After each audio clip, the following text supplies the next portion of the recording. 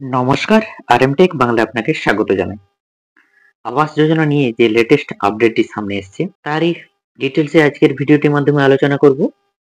আজকে একবারে যে নতুন নির্দেশিকা রাজ্য পঞ্চায়েত দপ্তর থেকে জেলায় জেলায় পাঠানো হয়েছে। নতুন কি নির্দেশিকা জেলায় পাঠানো হয়েছে, কবে টাকা ছাড়া হবে। এতদিন গাইডলাইনে বলা হয়েছিল যে আগামী 23শে ডিসেম্বর থেকে আবাস যোজনার যারা উপভোক্তা আছেন তারা প্রথম কিস্তির টাকা 23শে ডিসেম্বর থেকে ব্যাংক অ্যাকাউন্টে ঢুকতে শুরু করবে। নতুন যে নির্দেশিকা 22/11/2024 তারিখ অর্থাৎ আজকে যে নতুন নির্দেশিকা জেলায় যে পাঠানো হয়েছে, এই নতুন নির্দেশিকায় কি বলা হয়েছে? এই নতুন নির্দেশিকার তারিখের মধ্যে আপনার প্রথম কিস্তির টাকা ব্যাংক অ্যাকাউন্টে ঢুকবে। সমস্ত কিছু ডিটেলসে আজকের ভিডিওটির মাধ্যমে আলোচনা করব। বাংলার আবাস যোজনার যে সার্ভে প্রক্রিয়া সম্পন্ন হয়ে যাওয়ার পর কত তারিখের মধ্যে যে প্রফেশনাল লিস্ট যেটা পাবলিশড হবে, এই প্রফেশনাল লিস্ট প্রকাশিত হয়ে যাওয়ার পর কারো কোনো অভাব অভিযোগ থাকলে তা লিখিত আকারে জানাতে পারবেন কত তারিখের মধ্যে।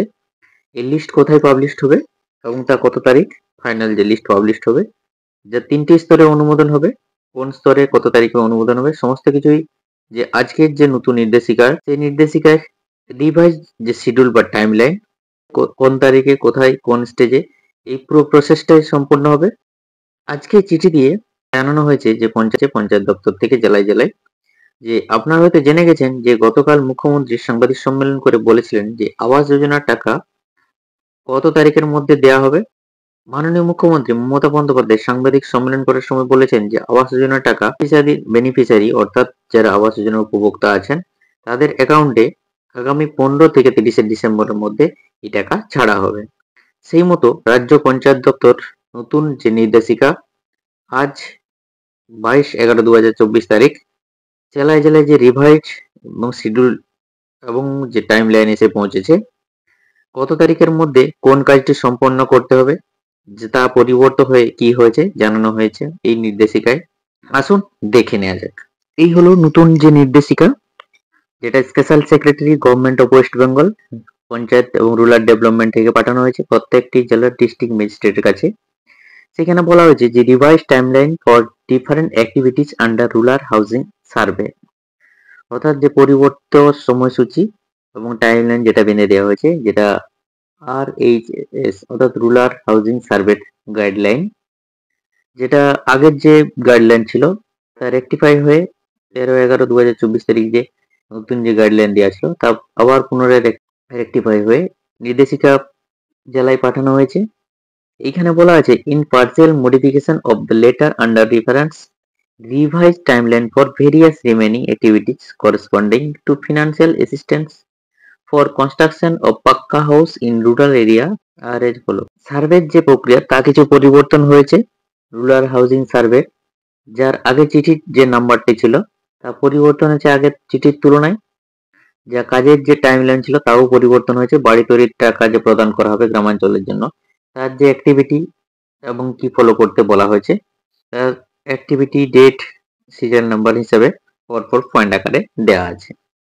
এখানে বলা আছে যে সার্ভে সম্পন্ন হয়ে যাওয়ার পর যে ডাটা এন্ট্রি এন্ড প্রফেশনাল যে বেনিফিশিয়ারিদের যে লিস্ট সেটা প্রিপারেশন করতে হবে উইথিন 26 নভেম্বর 2024, অর্থাৎ 24শে নভেম্বরের মধ্যে যে যে তালিকার যে লিস্ট সেটা ডাটা এন্ট্রি করে নিতে হবে এবং প্রফেশনাল যে বেনিফিশিয়ারিদের যে লিস্ট যেটা পাবলিশ হবে সেটাও কিন্তু তৈরি করতে হবে 26শে নভেম্বরের মধ্যে। এরপরে বলা হয়েছে যে display of the list in block SDO DM office and official website of the district and dispose of objection. 27 থেকে 3 ডিসেম্বরের মধ্যে এই লিস্টটা ব্লক এসডিও অফিস এবং ডিএম অফিসে পাবলিশ করতে হবে এবং অফিসিয়াল ওয়েবসাইটে যেটা ডিস্ট্রিক্টের সেটা দেওয়া হবে। এবং এই 27 থেকে 3 ডিসেম্বরের মধ্যে কারো কোনো অভিযোগ থাকলে তা জানাতে পারবেন। ব্লকে কমপ্লেন বক্স থাকবে, সেই কমপ্লেন বক্সে কিন্তু জমা করতে পারবেন এবং সেটাও ডিসপোজ করে দেওয়া হবে দ্রুততার সঙ্গে এবং ডিসপোজ করে দেওয়ার সঙ্গে সঙ্গে যে আবেদনকারী যে অভিযোগকারী তাকেও কিন্তু জানিয়ে দেওয়া হবে এবং সেটা সম্পূর্ণ হবে 27 থেকে 3 ডিসেম্বর অভিযোগ জানাতে পারবেন। এরপর অ্যাপ্রুভাল অফ দ্য গ্রাম সভা, অর্থাৎ যে লিস্ট ফাইনাল যে লিস্ট প্রকাশিত হবে এবং যার মাধ্যমে বেনিফিশিয়ারি অ্যাকাউন্টে টাকা প্রদান করা হবে তা 3টি স্তরে অনুমোদন হবে। প্রথম হচ্ছে গ্রাম সভাতে অ্যাপ্রুভাল হবে, যেটা গ্রাম পঞ্চায়েতে গ্রাম সভার অনুমোদন হবে 5 ডিসেম্বরের মধ্যে এই কাজটা সম্পন্ন করতে হবে। এরপরে বলেছে যে ব্লক লেভেল কমিটি থেকে অনুমোদন হবে, approval of block level committee. ব্লকের যে আবাস যোজনার যে কমিটি সেটা অ্যাপ্রুভাল দেবে 9 ডিসেম্বর মধ্যে।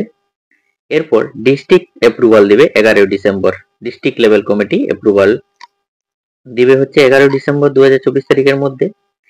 এরপর registration of beneficiary and verification through UDIN, অর্থাৎ বেনিফিশিয়ারি রেজিস্ট্রেশন এবং ভেরিফিকেশন কাজটা সম্পন্ন হবে 12 ডিসেম্বর থেকে 14 ডিসেম্বর 2024 তারিখ পর্যন্ত।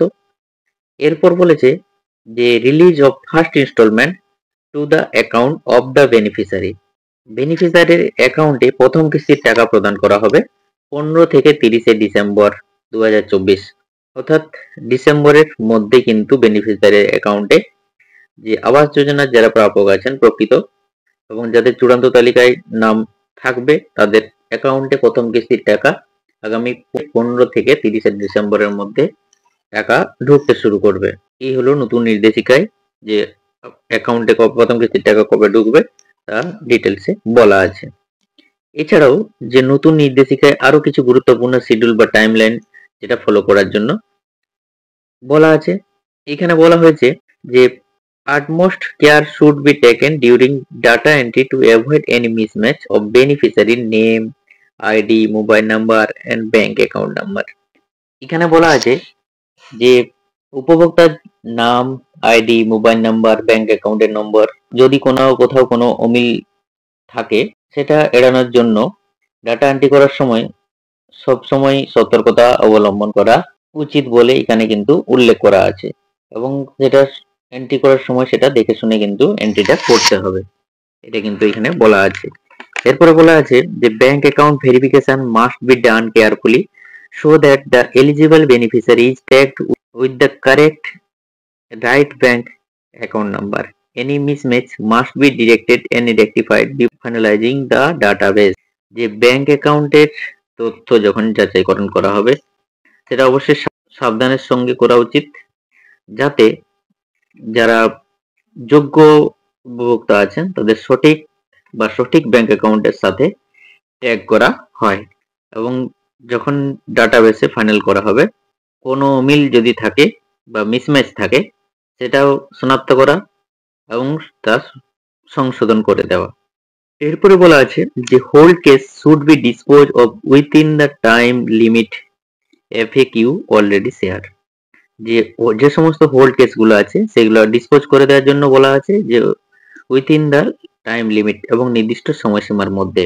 Block, GP, village having accepted rejection above below the stage average should be revised. যে সকল ব্লক, জিপি বা গ্রামগুলি বেশিরভাগ এলিজেবল এবং রিজেক্ট যদি বেশি থাকে সেই সব জায়গাগুলোয় কম বা বেশি আছে, যেসব জায়গাগুলো কম বা বেশি আছে সেই সকল জায়গাগুলো পুনরায় বিবেচনা করার কথা বলা বা ভিজিট করার কথাও বলা কিন্তু আছে। এই হলো যে 22/11/2024 তারিখ অর্থাৎ আজকে যে নতুন নির্দেশিকা রাজ্য পঞ্চায়েত দপ্তর থেকে জেলায় যে পাঠানো হয়েছে